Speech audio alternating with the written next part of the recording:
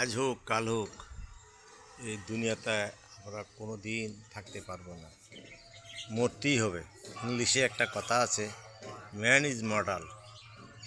জমিলেই মরিতে হবে, আর মানুষ মরণশীল।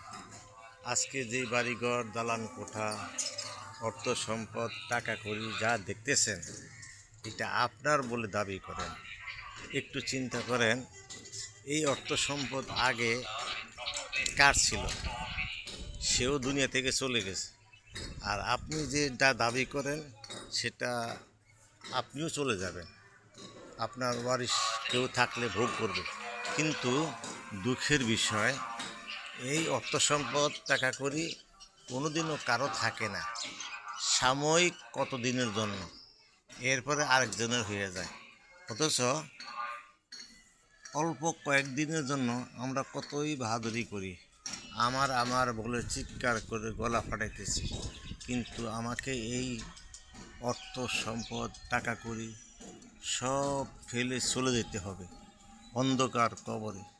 সেই কথাটা কি একটুও ভাবি?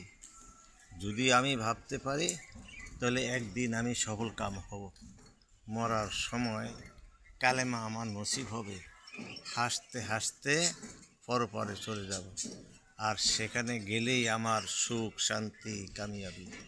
এই দুনিয়ার নগণ্য জীবনে সব কিছু মানুষ আঁকড়ে ধরে, কিন্তু এটুকু চিন্তা করে না আমরা একদিন চলে যাব, যেখানে কেউ আমাকে ডাকবে না, কেউ আমার সাহায্য করবে না, কেউ আমার কাজে আসবে না।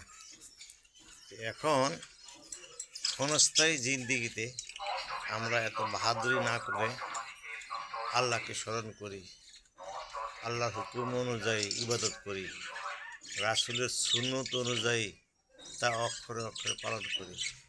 যদি আমি করতে পারি, দুনিয়াতেও আমি সফল কাম, আখিরাতেও আমি সফল কাম।